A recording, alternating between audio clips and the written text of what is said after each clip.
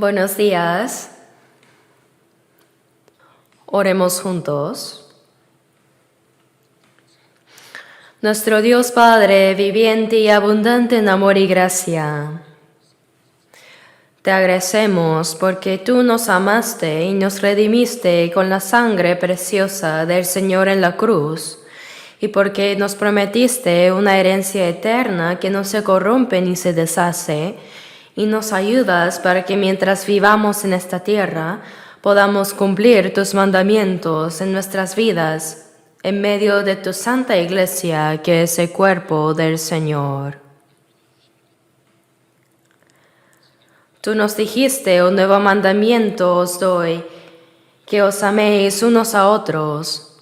Señor, gracias por darnos la oportunidad de llevar el Evangelio a las almas perdidas que aún no te conocen ni tienen el sentido, propósito y dirección de sus vidas, para que ellos también puedan obtener la misma vida eterna y esperanza que nosotros. Y gracias por darnos la oportunidad de trabajar unidos para este propósito. Gracias por permitirnos reunirnos hoy domingo con los hermanos para poder alabarte y glorificarte. El primer mes del nuevo año 2025 ya está pasando. Te doy gracias porque nos concedes cada nuevo día y nos fortaleces con tu palabra para que en todo lo que hagamos, sea que comamos o bebamos, lo hagamos para tu gloria, y nos ayudas a vivir de manera santa y distinguida en medio de este mundo malo y perverso, con el temor y amor a Dios.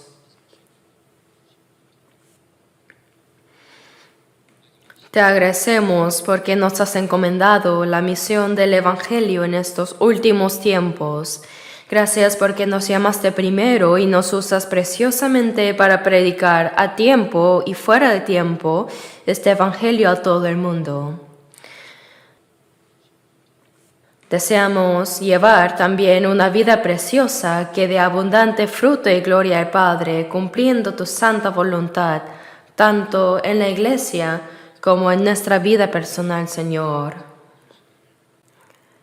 También oramos por los misioneros que están trabajando en el extranjero.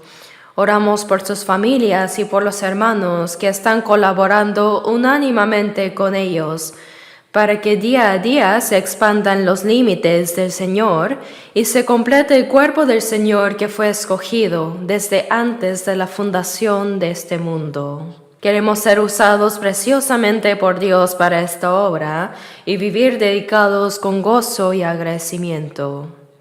También anhelamos que todos los planes que tenemos este año de la Iglesia y tanto de manera personal se cumplan según tu buena voluntad. Señor, para esto acompáñanos, ayúdanos y derrama tu poder sobre nosotros. Que el Espíritu Santo nos acompañe en esta hora para ayudarnos a comprender los misterios ocultos del plan de Dios y para que todos podamos vivir obedeciendo con gozo y buena voluntad en nuestras vidas. Hemos orado en el nombre de Jesucristo. Amén.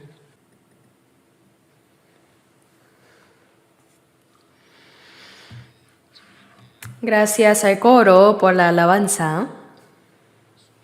Aunque no se escuchara, vi allá muchos aplaudiendo. Gracias por la alabanza tan hermosa. Veamos en la Biblia.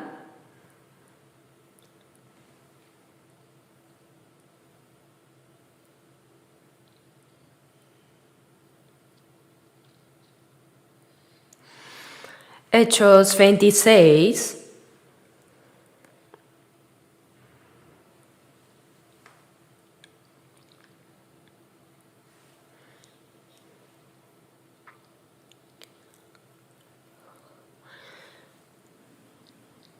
Hechos capítulo 26, desde el versículo 29, les leo. Y Pablo dijo: quisiera Dios que por poco o por mucho no solamente tú, sino también todos los que hoy me oyen, fueseis hechos tales cual yo soy, excepto estas cadenas. Cuando había dicho estas cosas, se levantó el rey y el gobernador y Berenice y los que se habían sentado con ellos.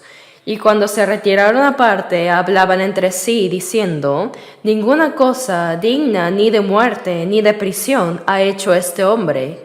Y Agripa dijo a Festo, ¿podía este hombre ser puesto en libertad si no hubiera apelado a César? ¿Han estado en paz, hermanos? ¿Les está yendo bien con los planes y votos que hicieron al inicio del año?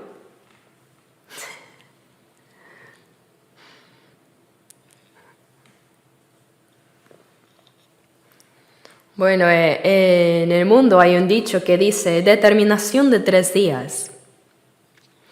Uno se determina firmemente en su corazón a hacer algo muy bueno. Y sí, lo cumple muy bien hasta el 3er día. Pero desde el 4.º día se debilita un poco y con el paso del tiempo se va desvaneciendo. Sin embargo, creo que esto no aplica a nosotros, los cristianos salvos. Al inicio del año, a través de la palabra abundante en el retiro de invierno,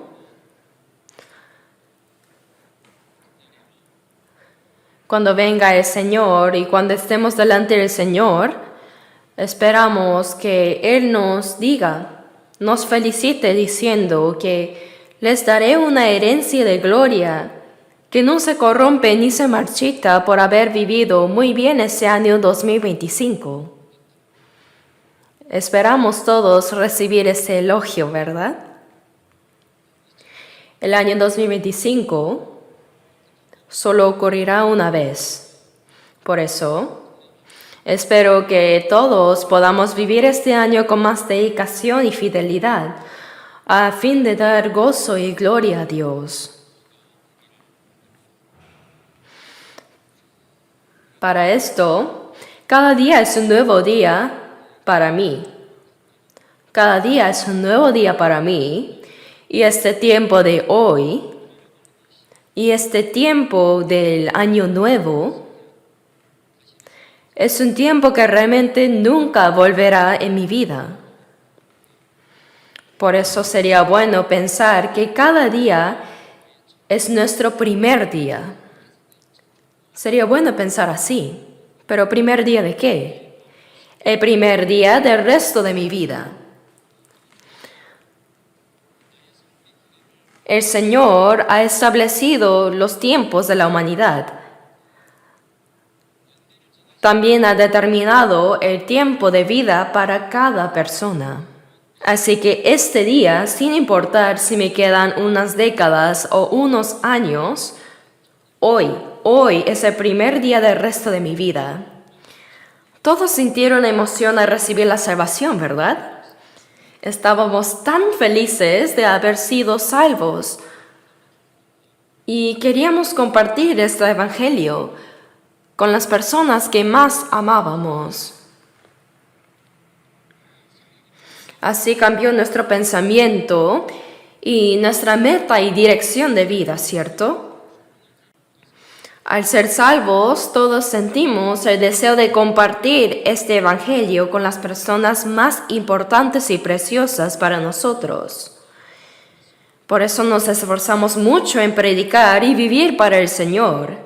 Pero conforme pasa el tiempo desde que recibimos la salvación, después de experimentar varios errores y fracasos, vemos que las cosas no resultan tan fáciles. Quizás nos volvemos más relajados y tendemos a rendirnos. Esta es nuestra naturaleza pecaminosa, incluso como cristianos salvos.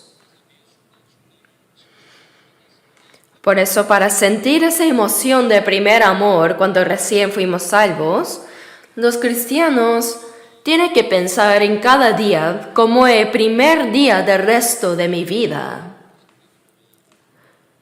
Si piensan así, aunque no sepamos cuánto tiempo nos queda, Si pensamos que hoy es el primer día, todo el año será como una determinación de 3 días, porque siempre el primer día lo hacen bien, ¿no? Y seguramente ayer muchas personas fueron llamadas por Dios y partieron de este mundo. Hace poco, por un accidente aéreo, 179 personas partieron instantáneamente de este mundo. Las personas que partieron ayer seguramente tuvieron el ardiente deseo de vivir un día más. Quiero vivir mañana. No quiero morir hoy, quiero vivir un día más. Nosotros ahora estamos viviendo hoy el mañana que ellos tanto anhelaron vivir. Por eso este tiempo de hoy, el presente, es un regalo que Dios nos da. Es interesante que en inglés la palabra present significa tanto regalo como el presente, el ahora.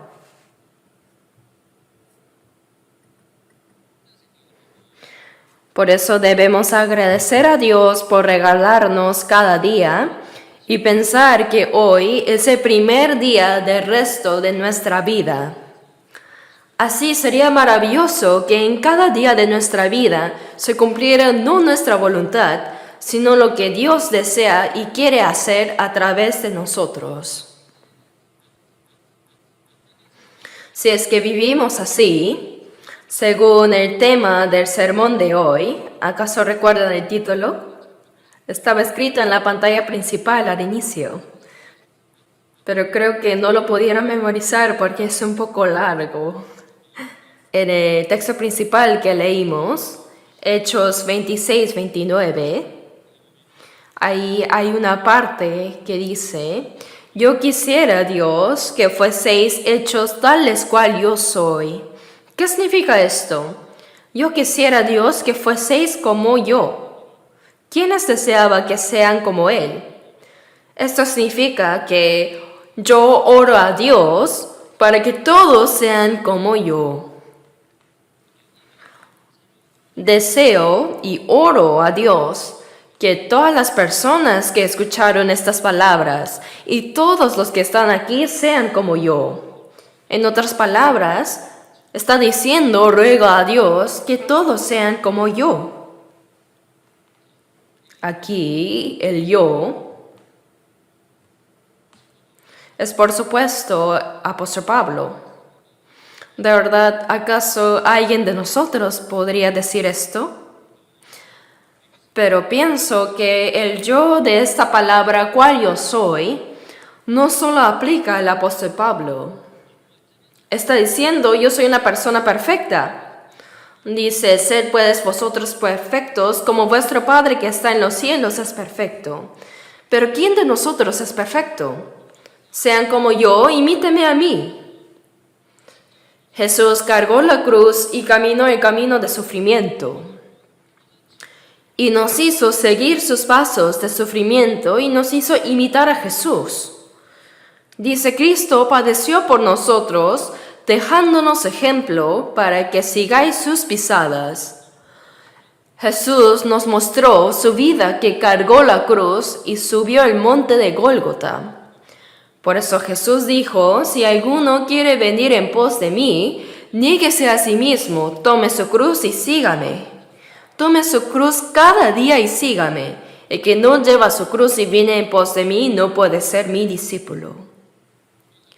Pero sorprendentemente Pablo también dijo en 1 Corintios 11:1, sed imitadores de mí, así como yo de Cristo. Veamos también 1 Corintios 4:16. 1 Corintios, capítulo 4, versículo 16.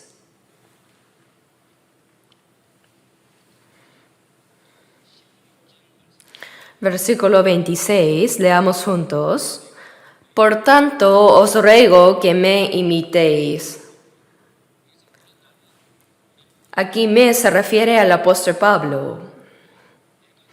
Por tanto, os ruego que me imitéis. Pablo dijo esta palabra en otro sitio también, en Filipenses 3. Veamos Filipenses 3.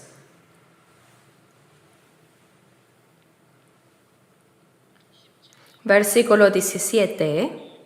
Filipenses 3, 17.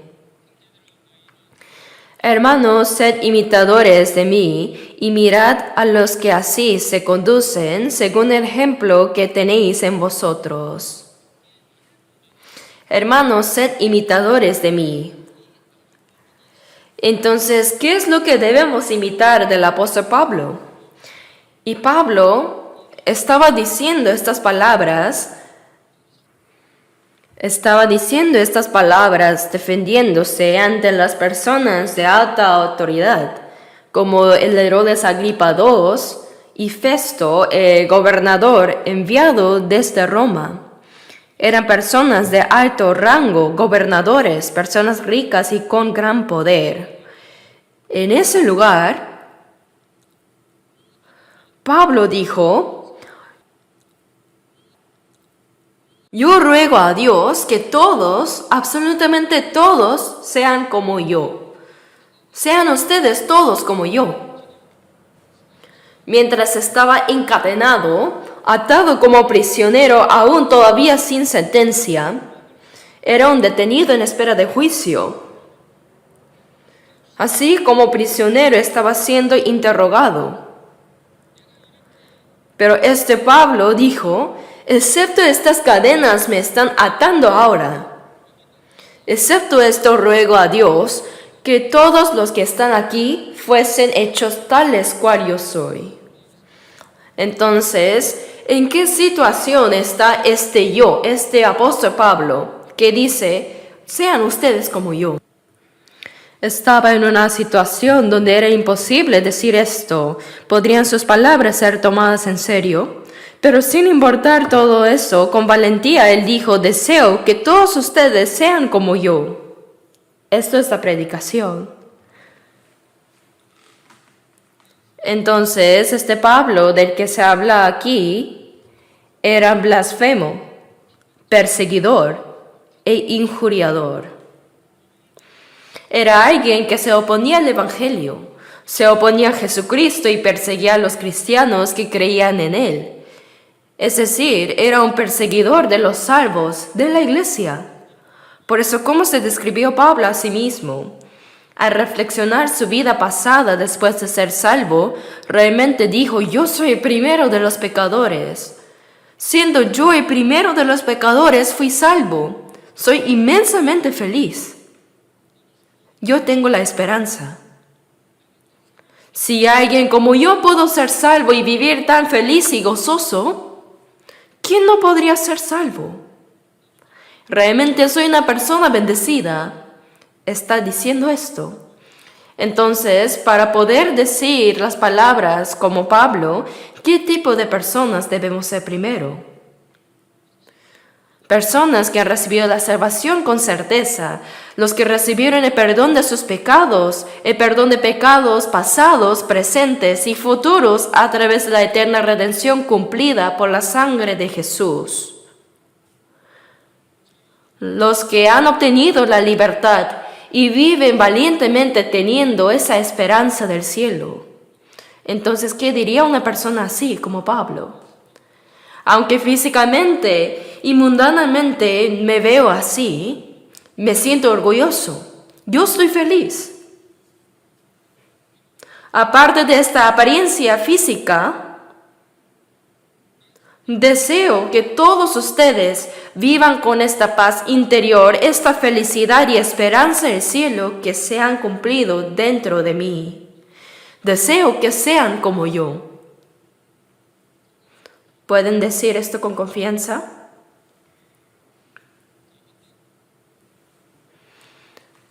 Si algunos padres dicen a sus hijos o a otras personas sobre su profesión, sobre el trabajo que hacen: aunque yo hago ese trabajo ahora, nunca quiero que mis hijos lo hagan. Entonces, ¿qué tipo de trabajo sería ese? ¿No sería un trabajo valioso? ni un trabajo que realmente dé felicidad, ¿verdad? Hay varios tipos de trabajos. Hay educadores, militares, empleados bancarios, empleados de empresas, negocios propios, así hay muchos tipos. Pero cuando uno quiere que sus hijos también hagan el trabajo que está haciendo, ¿por qué es eso? Pues físicamente ese trabajo es realmente gratificante, valioso y bueno. Entonces uno querrá heredarlo a sus hijos, ¿no? Pero algunos padres podrían decir, por lo menos no quiero que mis hijos hagan el trabajo que yo hago. Puede ser que digan eso, ¿verdad? Entonces, ¿qué debemos hacer nosotros, los cristianos salvos? Les daré un ejemplo concreto. Los hijos de un evangelista que predica la palabra. Si ese pastor o predicador dijera, sí, yo hago este trabajo, pero es tan difícil y duro que no quiero recomendárselo a mis hijos. Entonces, ¿cómo sería ese evangelista? Es un ejemplo nada más. Está haciendo su trabajo sin sentir el alto valor, ni la satisfacción, gozo y gratitud. Y eso está claramente mal. Es solo un ejemplo, ¿sí? De la misma manera, si uno ha recibido la salvación con certeza y tiene la esperanza del cielo, no querrá compartir este secreto que tiene dentro con las personas más cercanas, preciosas y amadas. Cuando alguien se entera primero de una noticia que otros no saben, ¿qué hace? Llama por teléfono, ¿sabías esto? Dice que esto pasó. ¿Que aquello pasó? Cuando uno recibe una nueva noticia, y si alguien todavía no lo sabe, tiene el deseo de informarles. Si uno tiene algo precioso y valioso, ¿no querrá compartirlo con las personas que ama? Entonces, si uno está seguro de su salvación y tiene certeza de la esperanza del cielo, no puede dejar de compartirlo con otros. Deseo que usted también sea como yo. ¿Pero quién eres tú? Sí, yo antes era una persona así, pero a través de la palabra recibí la salvación y mi vida cambió. Ahora soy verdaderamente feliz. Si usted también escucha la palabra, escucha el evangelio y recibe la salvación, puede ser una persona feliz como yo. Así que por favor escuche la palabra una vez. ¿No diríamos esto? Por eso, aquel que predica a otros es una persona que tiene la certeza de la salvación que recibió y tiene la certeza de la herencia celestial y eterna que Dios le prometió para el futuro. Cree plenamente que esa esperanza es tan grande y tan maravillosa para él que no puede dejar de hablar de eso. Por eso dicen, sean como yo. Pero si uno se avergonzara de compartir el evangelio y dudara en mencionarlo, ¿qué significaría eso? La salvación que tengo, la esperanza del cielo, se está volviendo borrosa.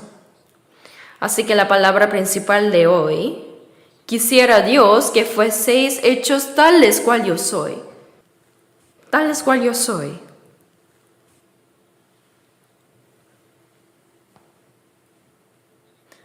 Veamos nuevamente el texto principal. El trasfondo de estas palabras es el siguiente. El apóstol Pablo era un perseguidor y blasfemador, ¿verdad? Primera de Timoteo 1. Primera de Timoteo, capítulo 1.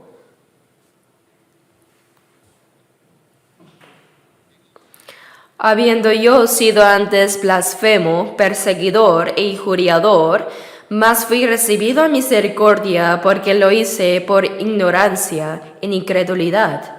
Pero la gracia de nuestro Señor fue más abundante con la fe y el amor que es en Cristo Jesús. Palabra fiel y digna de ser recibida por todos, que Cristo Jesús vino al mundo para salvar a los pecadores, de los cuales yo soy el primero. Con el paso del tiempo, después de recibir la salvación, Pablo miró hacia su pasado y dijo: Dios, gracias. Yo fui un blasfemador, como dice aquí en la palabra. Era un perseguidor, alguien que perseguía a la iglesia, rechazaba el evangelio y era un agresor. Lideraba el arresto de los creyentes en Jesús. Yo voté a favor de matar a Esteban y guardé las ropas de los que lo apedrearon. Y no solo eso, y no solo en la tierra de Israel, sino que incluso fui al extranjero para liderar el arresto de los cristianos. Si este Saulo hubiera terminado su vida sin recibir la salvación, realmente habría sido alguien que merecía estar en lo más profundo del infierno. Pero Dios tuvo misericordia de alguien como yo y me salvó. Yo soy primero de los pecadores. Entonces, ¿quién no podría ser salvo? Dios quiere que todos los hombres sean salvos y vengan al conocimiento de la verdad. Todas las personas pueden ser salvas. ¿Cómo? Arrepentíos y creed en el Evangelio. Si se arrepienten y creen en el Evangelio, todas las personas pueden ser salvas. Para eso escuchen la palabra. Pablo era este tipo de persona. Y él fue a Damasco con cartas del sumo sacerdote para arrestar a los cristianos en el extranjero. Se fue al extranjero, ¿no? En Damasco, al mediodía en el Medio Oriente, eran las 12 del día, ¿no? Realmente durante el día el sol es tan fuerte y caliente que hay muy poca gente en la calle. Pero incluso en ese caluroso mediodía, desafiando ese calor sofocante, él fue a Damasco para perseguir a los que creían en Jesús, a la iglesia. Pero a las 12, en el mediodía, el Señor apareció con una luz más brillante que el sol. Una luz más brillante que el sol que el Señor creó en el cielo. Jesús vino como la luz del mundo, ¿verdad? Jesús que es la luz, Dios que es la luz. Una luz más brillante que la luz que Él creó. Jesús resucitado apareció y le dijo a Pablo: Saulo, Saulo, ¿por qué me persigues? ¿Cuándo persiguió a Jesús? Perseguir a los cristianos. Perseguir la iglesia es perseguir a Jesús, quien es la cabeza de la iglesia. Bien, veamos, volvamos a Hechos 26.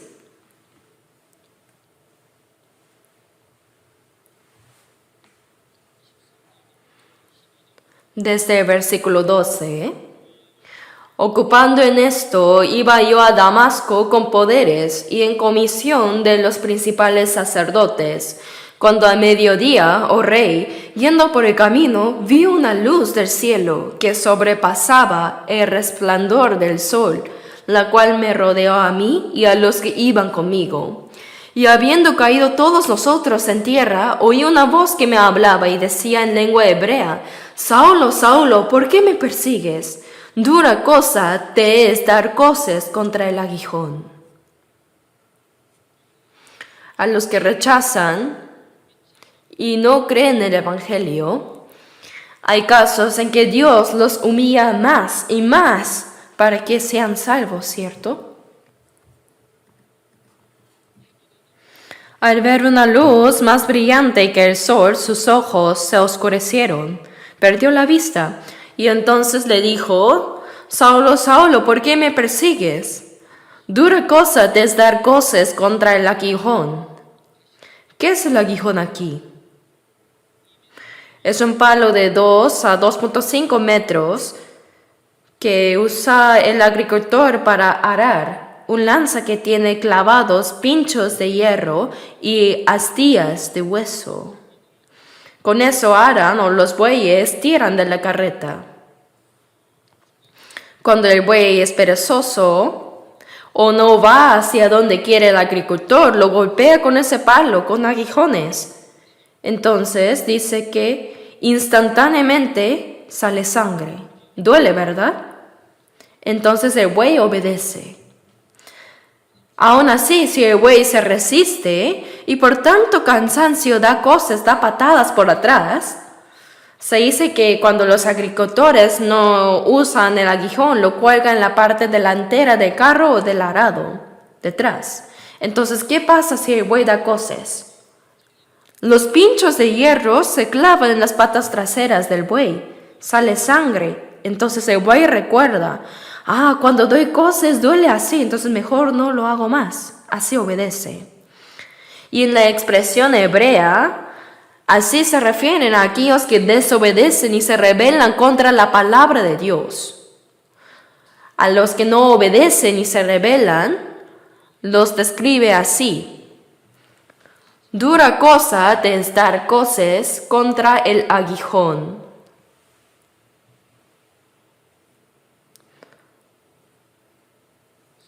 Saulo se sorprendió enormemente. El versículo 15, yo entonces dije, ¿quién eres, Señor? Y el Señor dijo, yo soy Jesús a quien tú persigues. Yo soy Jesús a quien tú persigues, tú me estás persiguiendo. Yo soy Jesús a quien tú persigues. Pero ¿cuándo persiguió a Jesús? Si Jesús murió, resucitó y ya ascendió. Perseguir a la iglesia y perseguir a los cristianos salvos es precisamente perseguir a Jesús. ¿Qué hace Dios con aquellos que se oponen y se rebelan contra el Creador que hizo los cielos y la tierra? Ciertamente habrá retribución. Pablo había cometido este pecado de oponerse a Dios y a Jesús. Entonces el Señor lo derribó apareciendo delante de él en una luz más brillante que el sol. No está aquí en el capítulo 26, pero en Damasco dice que había un hombre piadoso llamado Ananías que vino a él. Vino a él y le impuso las manos y le predicó la palabra. Lo bautizó y Pablo fue salvo. Pablo encontró al Señor resucitado en Damasco y recibió la salvación y su vida cambió por completo. Su vida dio un giro. El que perseguía a Jesús se convirtió en alguien que predicaba y proclamaba a Jesús. Cambió 100%, 180 grados a ese Pablo. Ahora Jesús le encomendó una misión. Versículo 16. Pero levántate y ponte sobre tus pies. Versículo 16. Porque para esto he aparecido a ti, para ponerte por ministro y testigo de las cosas que has visto y de aquellas en que me apareceré a ti. De las cosas que has visto, vio el Señor resucitado en la luz, y de las cosas en que me apareceré a ti, ¿qué son? Pablo registró luego en sus epístolas el misterio de la iglesia que otros apóstoles no conocían, y él ascendió hasta el tercer cielo. Dios le mostró el misterio de su administración divina a Pablo. Y bajo la inspiración del Espíritu Santo, Pablo escribió más de la mitad del Nuevo Testamento. Eso es lo que significa acá de aquellas en que me apareceré a ti, para ponerte por ministro y testigo. Aquí ministro significa siervo, esclavo.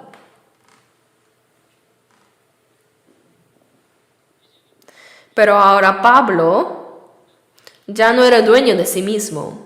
Con Cristo estoy juntamente crucificado, y ya no vivo yo, mas vive Cristo en mí.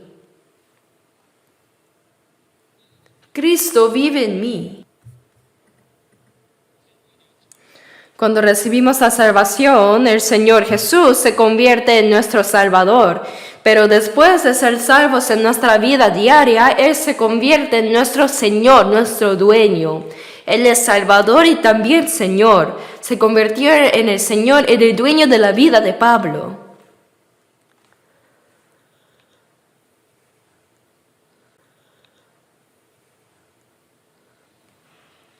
Así que, después de ser salvo, el Señor le dio esta preciosa misión y ahora en sus primeros, segundo y tercer viaje misionero, continuó viajando y predicando desde Jerusalén, Judea, luego Antioquía, luego en lo que hoy es Turquía y después hasta España y Roma.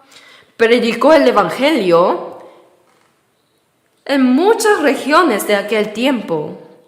Y donde quiera que iba el apóstol Pablo, se establecían iglesias. Esas son las iglesias primitivas. Así que para ponerte por ministro y testigo, significa que fue hecho testigo para dar testimonio del Evangelio. Ni estimo preciosa mi vida para dar testimonio del Evangelio de la gracia de Dios. Así que Pablo fue martirizado, fue decapitado en una prisión romana. Hasta el momento de su muerte no dejó de glorificar y proclamar el Evangelio como ministro y testigo. Veamos el versículo 20. Sino que anuncié primeramente a los que están en Damasco y Jerusalén y por toda la tierra de Judea y a los gentiles que se arrepintiesen y se convirtiesen a Dios haciendo obras dignas de arrepentimiento. La salvación se recibe a través del Evangelio. Arrepentíos y creed en el Evangelio. Creyeron en el Evangelio y fueron salvos. ¿Y qué viene después? Primero somos redimidos y llegamos a ser un pueblo propio, celoso de buenas obras. Pero supongamos que dicen que son salvos, pero no hay frutos en sus vidas. Cada árbol se conoce por su fruto. Todo buen árbol da buenos frutos, pero el árbol malo da frutos malos. El fruto de la justicia, los 9 frutos del Espíritu, el fruto de la predicación. Producir muchos frutos es el resultado de la vida de un cristiano salvo. Así que según esta palabra aquí, cuando nos arrepentimos y volvemos a Dios, cuando nos arrepentimos y creemos en el Evangelio somos salvos, ¿verdad? La vida después de esto, la vida de un cristiano salvo, consiste en hacer obras dignas. Como dice el cuerpo, sin espíritu está muerto, así también la fe sin obras está muerta. Aunque el cristiano salvo sí es salvo por gracia mediante la fe, la vida después de la salvación debe tener resultados. Deben haber obras. Deben haber frutos, haciendo obras dignas de arrepentimiento. Así es como se predica este Evangelio. Pero el contenido del Evangelio que Pablo predicó era la palabra. Cuando Pablo impuso las manos, las enfermedades se curaron, incluso cuando tocaron su ropa. Se manifestaron muchos milagros a través de él, pero uno no se salva por eso, sino únicamente a través de la palabra escrita. Veamos lo que sigue, versículo 22. Pero habiendo obtenido auxilio de Dios, perseveró hasta el día de hoy, dando testimonio a pequeños y a grandes, no diciendo nada fuera de las cosas que los profetas y Moisés dijeron que habían de suceder. Significa que no hizo algo peculiar. ¿Qué es lo que Pablo proclamó y testificó como testigo? Aunque Pablo recibió respuestas a sus oraciones e hizo milagros y señales, no se jactó de esas cosas. Aquí dice las cosas que los profetas y Moisés dijeron que había de suceder. ¿Quiénes son los profetas y Moisés? Se refieren al Antiguo Testamento. Esta palabra escrita en las Escrituras, las palabras profetizadas. El cumplimiento de esa palabra profetizada es precisamente Jesucristo, el Mesías. El Mesías que los judíos habían recibido como promesa. era el Mesías, que ellos tanto esperaban y anhelaban, les predicó la palabra. Pero los judíos que registraron y preservaron la palabra y pensaban que creían bien en Dios, no creyeron.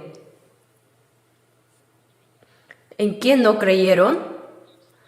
Aunque el Mesías, la esperanza de la nación de Israel, vino y se les apareció como cumplimiento de la promesa, los judíos no lo aceptaron. ¿Por qué? El Mesías que ellos esperaban era uno que vendría con una vara de hierro en su mano derecha, que quebrantaría las naciones como vasijas de barro y restauraría a Israel, que había perdido su soberanía y que había sufrido duramente por 600 años bajo otras grandes potencias.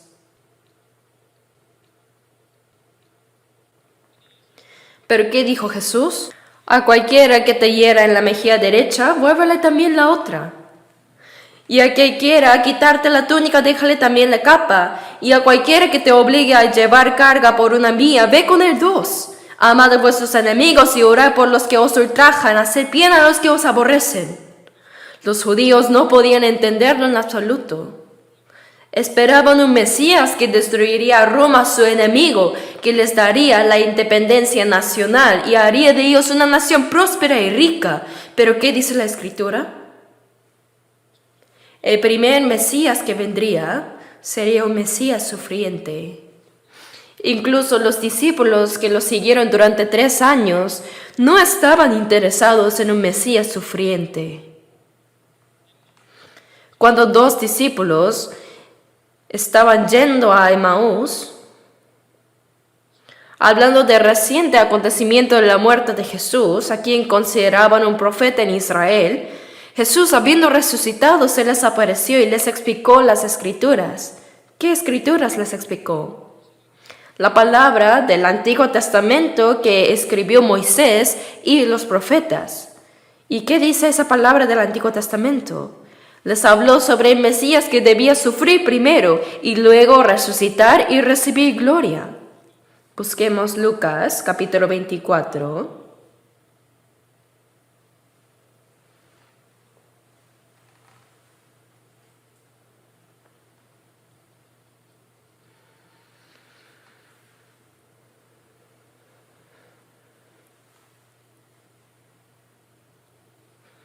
Lucas 24, versículo 25. Lucas capítulo 4, versículos 25 y 26. Leamos juntos. Entonces él les dijo: oh insensatos y tardos de corazón para creer lo que los profetas han dicho. ¿No era necesario que Cristo padeciera estas cosas y que entrara en su gloria? El Mesías, el Cristo profetizado en el Antiguo Testamento, en hebreo Mesías, en griego es Cristo y en nuestro idioma Salvador. ¿No era necesario que Cristo padeciera estas cosas? Primero era el sufrimiento y luego que entrara en su gloria. Y comenzando desde Moisés y siguiendo por todos los profetas, les declaraba en todas las Escrituras lo que de él decían. Dice que cuando les explicó estas palabras, luego sus corazones ardían. Les explicó estas palabras. Pero ¿cómo eran los judíos en ese tiempo? No les interesaba un Mesías sufriente, no tenían interés. Querían la expulsión de Roma, la independencia nacional y la prosperidad de Israel. Consideraron a Jesucristo, quien vino a resolver el problema del pecado y salvar sus almas, que murió en la cruz, como un fracasado. No reconocieron que Jesús, a quien veían, era el Mesías. Por eso dice, porque si la hubieran conocido, nunca habrían crucificado al Señor de gloria. Ellos no sabían. Por eso Jesús, cuando sufría en la cruz, oró: Padre, perdónalos porque no saben lo que hacen. Oró pidiendo perdón por los pecados cometidos en ignorancia. Veamos también 1 de Pedro 1:11. 1 de Pedro capítulo 1.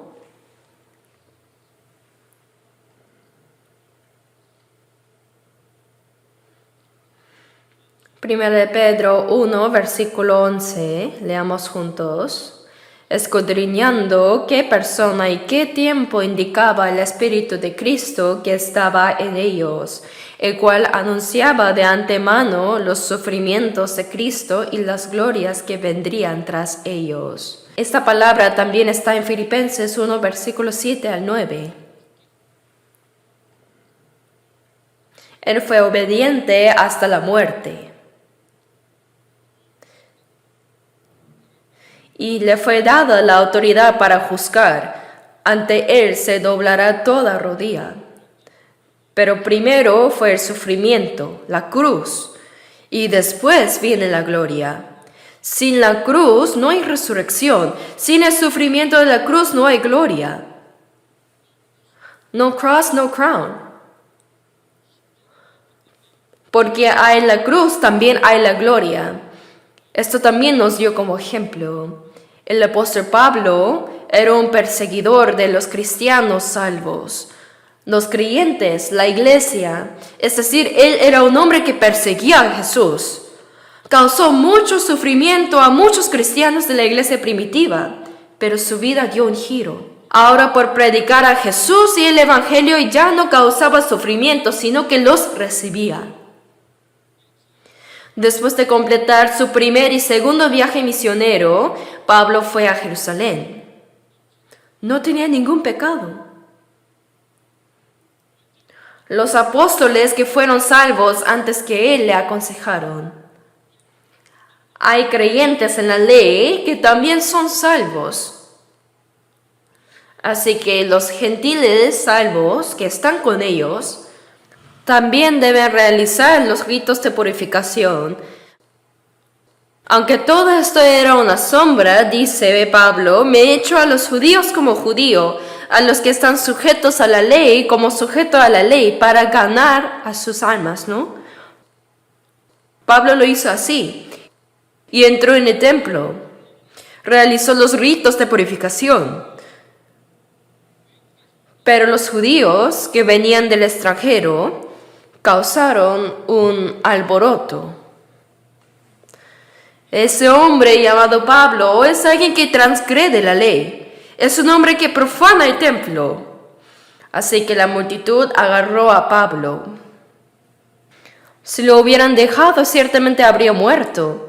Pero el tribuno militar romano llamado Lisías lo rescató dramáticamente. Y aunque no sabían qué pecado había cometido, lo ataron, y cuando justo lo iban a azotar, Pablo dijo, ¿os es lícito azotar a un ciudadano romano sin haber sido condenado?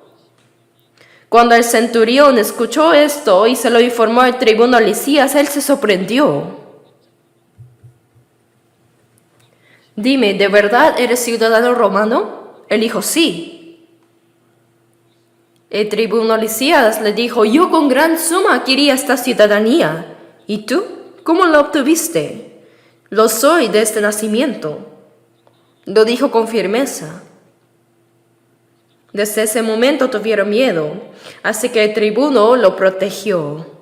Pero los judíos enfurecidos intentaron de cualquier manera matar a Pablo. Pablo le dijo al tribuno Lisias ante los judíos reunidos, te ruego que me permitas hablar al pueblo de Israel. Permíteme. Se defendió desde las gradas. Habló sobre su encuentro con el Señor en Damasco y cómo él predicó este evangelio y que no había cometido ningún crimen. Por supuesto, no estaba haciendo excusas patéticas por su inocencia. Más bien era una predicación que testificaba de Jesucristo, quien vino a salvarnos. ¿Pero qué hizo la multitud enfurecida? No escucharon. Eran muy tercos. Pero el contenido de la predicación de Pablo en ese momento es precisamente esto. El Mesías vino como fue profetizado en el Antiguo Testamento. Él es Jesús y Él murió en la cruz por nuestros pecados y resucitó. Yo me encontré con ese Jesús resucitado. Entonces, ¿cómo reaccionaron los judíos? Causaron un alboroto aún mayor y como era demasiado peligroso, lo llevaron a un lugar seguro y el siguiente día iban a tener otro juicio. Pero como los judíos tramaron un complot, lo sacaron secretamente a Cesarea durante la noche, rodeado por 470 soldados, incluyendo la infantería, caballería y lanceros.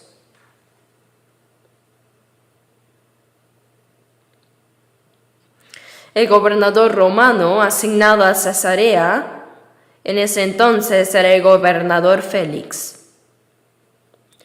Los judíos gritaban: maten a Pablo, debe morir. Pero bajo la ley romana, no pueden ejecutar a alguien sin establecer un crimen y sin juicio. Presentad vuestra acusación, presentad vuestros cargos. Así que fueron desde Jerusalén a Cesarea el sumo sacerdote y los religiosos malvados. ¿Por qué Pablo merece la muerte? De verdad no había cometido ningún crimen. El gobernador Félix también vio que esto no era una cosa digna de muerte. No hay pecado. Lisias también sabía que Pablo no tenía ningún pecado, pero que los judíos querían matarlo por sus problemas religiosos y de su lenguaje. Por eso se lo dijo al gobernador Félix. Entonces, en presencia de Félix, lo interrogaron de nuevo. Y los judíos del Sanedrín vinieron y lo interrogaron otra vez. Y luego Félix, para ganar el favor de los judíos, no liberó a Pablo aunque era inocente, sino que lo mantuvo encarcelado. ¿Y qué pasó después? Félix fue reemplazado. Fue reemplazado por el nuevo gobernador Festo. Así que el gobernador Festo, también curioso, lo interrogó otra vez. ¿Qué pecados has cometido? Pero no ha pecado. 4 veces así lo interrogaron. Y Pablo expuso su posición. Pero no eran excusas patéticas. Desde Hechos 22 hasta el 26, el texto principal de hoy, el 26, fue su defensa final. Pero en esa defensa, como acabo de mencionar, no eran excusas patéticas. Yo soy inocente y de todas formas voy a demostrar mi inocencia para ser liberado. No era así. Más bien, Pablo probablemente habría pensado: yo quiero predicar este evangelio en Jerusalén, en toda Samaria, en toda Asia, en la tierra de Turquía y luego ir hasta Roma y hasta España. Pero Roma estaba muy lejos, ¿verdad? Lo deseaba fervientemente. Y Jesús también se le apareció en la noche y le dijo: como has testificado de mí en Jerusalén, así es necesario que testifiques también en Roma. Busquemos Hechos.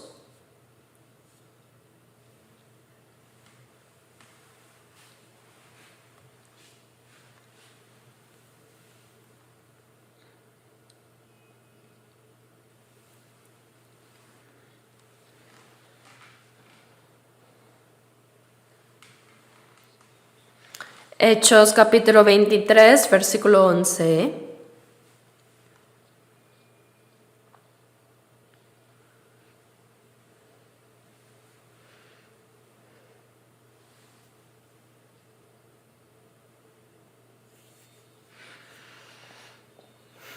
A la noche siguiente se le presentó el Señor y le dijo: ten ánimo, Pablo, pues como has testificado de mí en Jerusalén, así es necesario que testifiques también en Roma.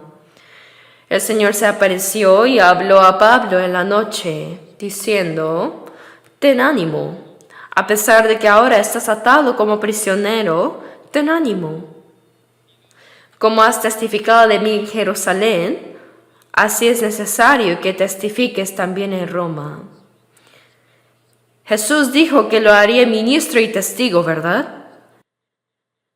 Esta es la misión que el Señor dio directamente a Pablo.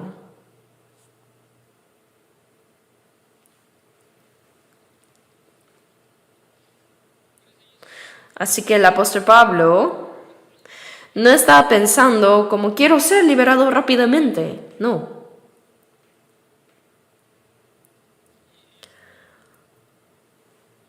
Además, el Señor resucitado también le dijo a este Pablo que testificaría de él ante los reyes y personas de alto rango, muchos gobernantes y líderes políticos.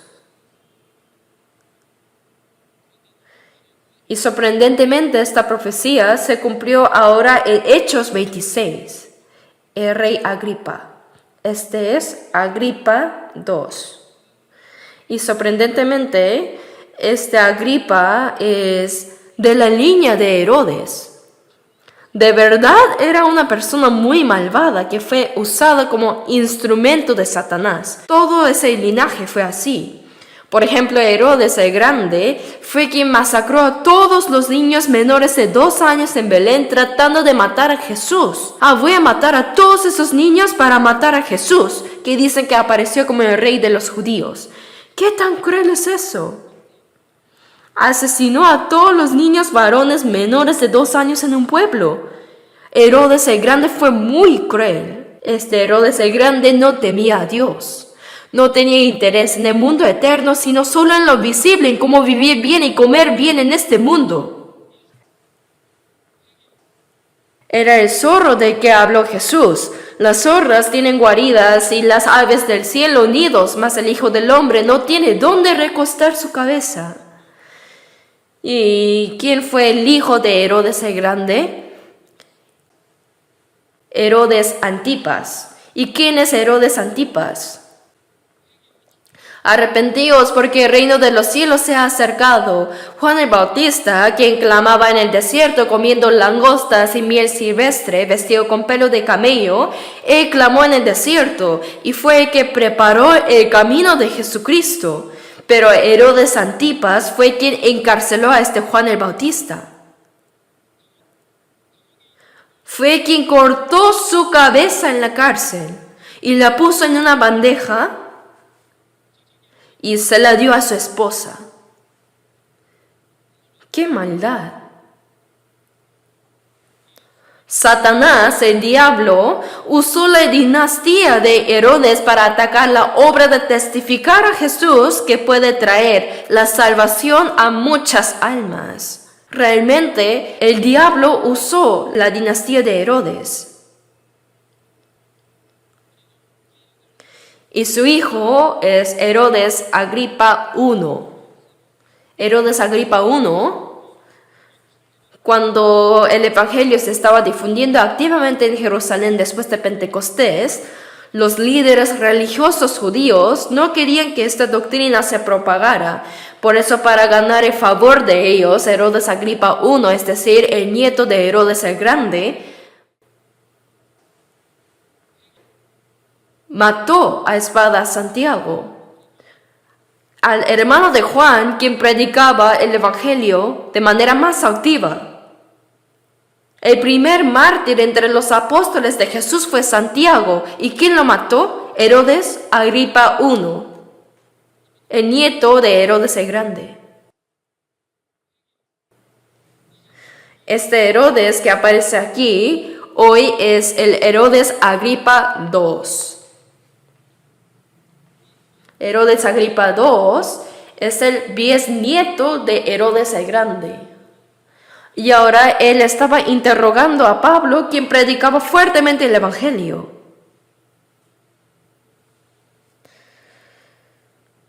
Esto era una audiencia, no un juicio. El gobernador Festo asumió el cargo en reemplazo del gobernador Félix. Y al llegar vio que Félix había encarcelado a un prisionero, y era Pablo. Por eso el gobernador Festo interrogó a Pablo, a quien Félix había encarcelado, y pues no tenía pecado. ¿Quieres subir a Jerusalén y allá ser juzgado de estas cosas? No. A César apeló. Entonces debió ir a Roma para ser juzgado por el emperador romano. Si es así, se debía escribir al menos un reporte diciendo, esta persona va a ser juzgada por tal crimen, ¿no? Pero cuando el gobernador Festo lo examinó, vio que no había cometido nada. Y justo en ese momento, Herodes Agripa II y Berenice su esposa, que en realidad era su propia hermana menor. De verdad, la dinastía de Herodes era una familia moralmente sucia y corrupta. Pero el diablo Satanás usó la dinastía de Herodes para oponerse a la voluntad de Dios, para rechazar el evangelio y evitar que se propague. Cuando Agripa II vino para saludar al gobernador Festo, este le dijo, «Oh rey». Festo dijo, «Hay un prisionero que los judíos quieren matar, un hombre llamado Pablo, pero por más que lo miro, no tiene crimen. Es una persona que podría ser liberada, pero ha apelado a César. Entonces necesito escribir algo de él. Por favor, aconséjeme». Entonces Agripa II, por curiosidad, dijo, yo también he oído de él. También quiero conocer a Pablo. Herodes Agripa II apareció con su hermana y esposa Berenice, vestidos con ropa muy buena.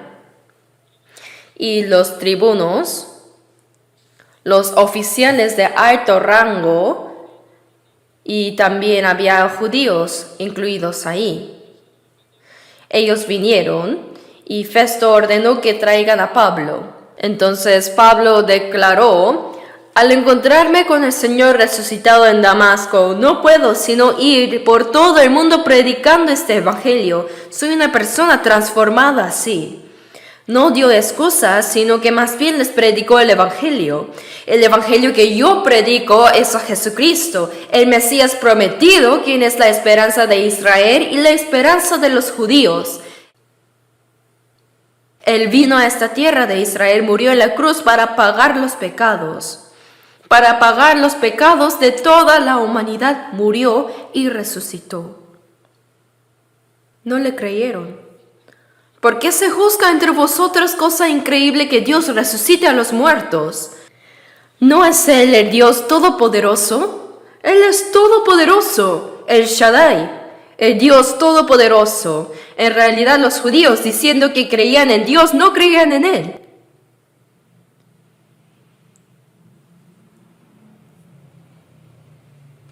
Así que el apóstol Pablo siguió defendiéndose. En sí, esta defensa era la predicación. Mientras le predicaba este gobernador Festo, que no era judío, él no conocía las escrituras, ni sabía nada sobre la religión o la fe de los judíos. Solo le interesaban las cosas visibles de este mundo, el poder político y las riquezas mundanas. Después de escuchar toda la defensa final del apóstol Pablo, dijo, «Estás loco. Estás loco, Pablo». Veamos Hechos 26, versículo 24.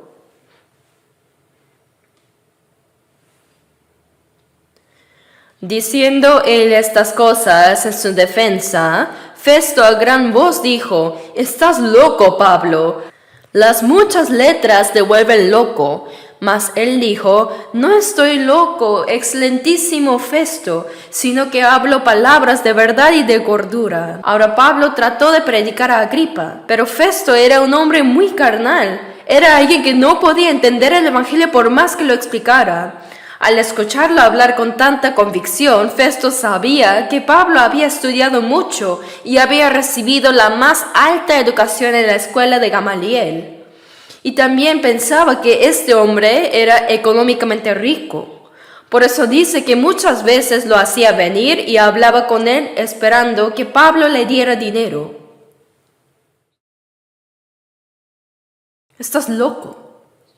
Aún así, Pablo usó muy respetuosamente el más alto título honorífico. Este título, excelentísimo. Este título, excelentísimo, significa el más distinguido. Excelentísimo Festo. Si le dijo, estás loco, ¿no debería sentirse mal? Pero en lugar de refutar y confrontar eso, usó el título más alto y honorífico. Dijo, ¿qué dijo acá? No estoy loco, sino que hablo palabras de verdad y de cordura. Es una respuesta extremadamente respetuosa. Y ahora la atención está en Agripa. Agripa II era el último de la dinastía herodiana, porque en el año 70 después de Cristo, el general romano Tito invadió y el reinado de Herodes terminó ahí. Pero este Herodes Agripa II, aún así, era mejor que su tatarabuelo Herodes el Grande. Incluso fue mejor que su abuelo y su padre. Por eso, Pablo pensó, si incluso yo, el primero de los pecadores, pudo ser salvo, este Herodes Agripa II está mostrando tanto interés en la palabra ahora. Sería bueno que realmente fuera salvo. Hermanos, de verdad nosotros no debemos elegir a quién predicar. Sin importar cuán alto sea su posición o rango, cuán difícil sea acercarse a ellos, si Dios pudo salvar y transformar al primero de los pecadores, seguramente podría hacer lo mismo con Herodes Agripa II, si así lo deseó. Entonces Pablo con expectativa le habla al rey Agripa, dejando de al lado a Festo. En el versículo 26 dice, pues el rey sabe estas cosas, delante de quien también hablo con tanta confianza, porque no pienso que ignoran nada de esto, pues no se ha hecho esto en algún rincón. ¿Crees, oh rey Agripa, a los profetas? Yo sé que crees. Dijo esto porque Herodes Agripa II tenía la autoridad para nombrar al sumo sacerdote, y además protegía el templo de Jerusalén. Por eso Pablo pensó, sin conocer el Antiguo Testamento, uno no podría hacer esto al azar. Este hombre ciertamente conoce las escrituras del Antiguo Testamento, por eso dijo, ¿crees a los profetas? Yo sé que crees. Pero tampoco Herodes Agripa II tenía interés en el Evangelio, pues ¿qué dijo? Veamos juntos, versículo 28. Entonces Agripa dijo a Pablo, por poco me persuades a ser cristiano. Por poco me persuades. Eso podría referirse al corto tiempo dedicado a predicar el Evangelio, pero eso realmente no es poco. Si en ese momento, supongamos que el emperador romano, César, hubiera enviado un soldado con una carta a Herodes Agripa II,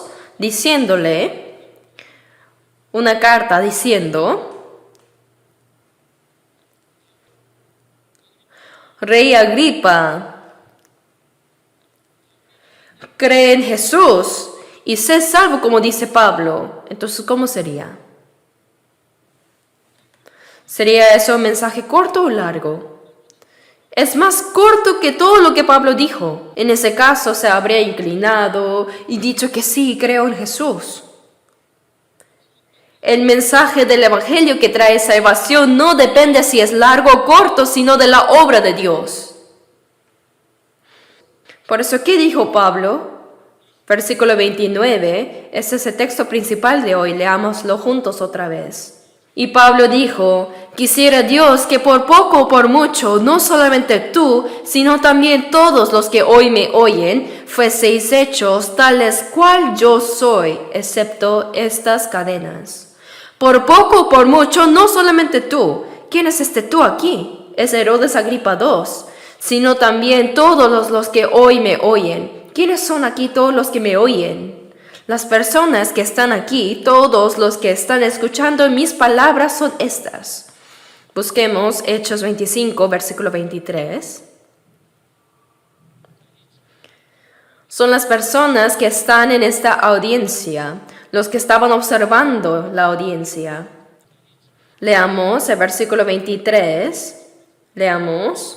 Al otro día, viniendo Agripa y Berenice con mucha pompa y entrando en la audiencia con los tribunos y principales hombres de la ciudad, por mandato de Festo fue traído Pablo. Aquí están todas las personas de alto rango. Están reunidos los ricos, los influyentes, los gobernadores. Sin embargo, en esa situación, el apóstol Pablo no se intimidó, sino que habló valientemente. Ruego a Dios que no solamente tú, sino también todos los que hoy me oyen sean como yo. No es que alguien se salva porque Pablo hable bien. Sea que uno hable elocuentemente o mal, Dios obra a través de esta palabra. El apóstol Pablo lo anheló fervientemente, que todos los que están aquí, como dice esta palabra, yo ruego a Dios que sean como yo, excepto estas cadenas.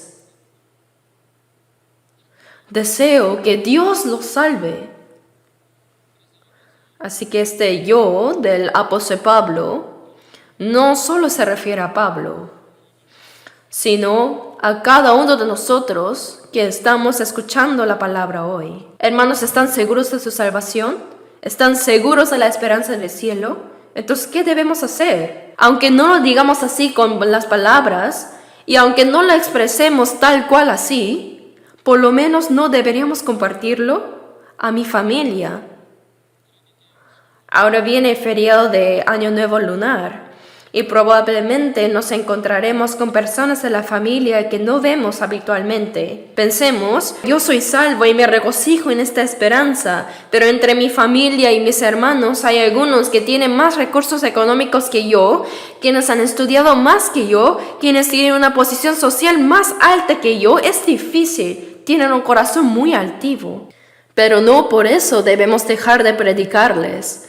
Pablo estaba en condición de un prisionero, y entre los que escucharon sus palabras estaba un rey, Herodes Agripa II, también estaba el gobernador Festo enviado desde Roma, no solo estaba el tribuno Lisias, sino muchos tribunos.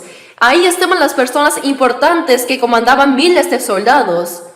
Había muchas personas de alto rango ahí, y en esa situación él dijo, deseo que todos ustedes sean como yo. ¿Qué significa eso?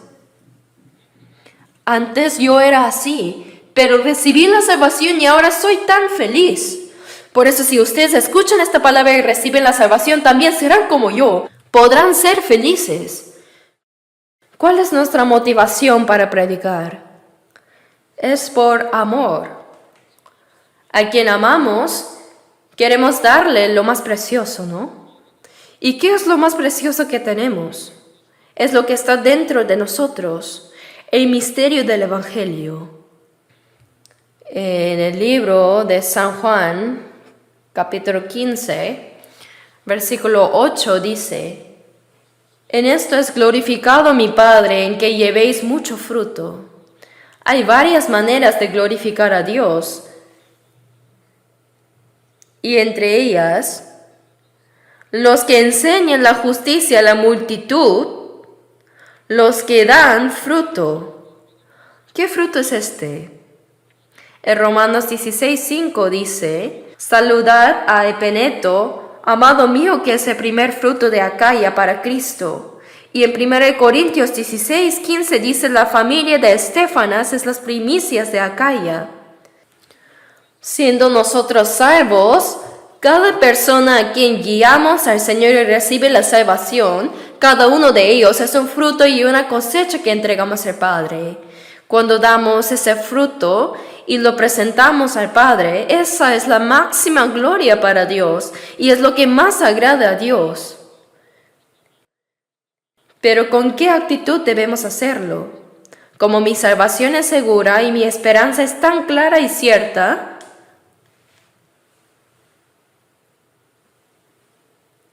también deseo que ustedes sean como yo, ya sea su familia que aún no es salva, sus parientes, vecinos o desconocidos.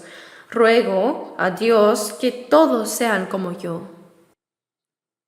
que sean como yo. Predicamos para hacer que los demás sean como nosotros, ¿sí? Oremos juntos. Dios Padre Todopoderoso y viviente, Señor, que has dicho que lo que es imposible para los hombres es posible para Dios y que todo lo puedes hacer.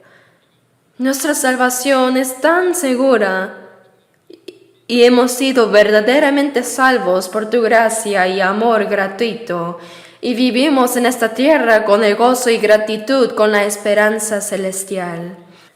Gracias porque nos diste lo más precioso, que es la potestad de ser hijos de Dios. Nos diste el derecho de ir al cielo y la herencia eterna que tú, Dios, nos has prometido para el futuro.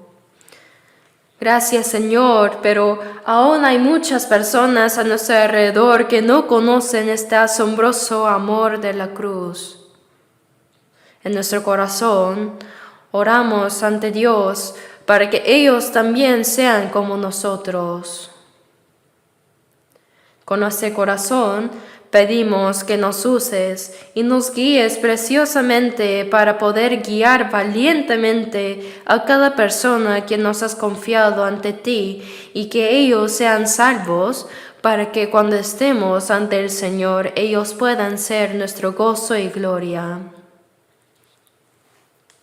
También te pedimos que esparzamos el olor de Cristo a cada persona que encontremos durante el año nuevo lunar, y que cumplamos nuestra misión como testigos y cartas de Cristo a tiempo y fuera de tiempo. Oramos en el nombre de nuestro Señor Jesucristo, quien nos salvó y nos ama. Amén.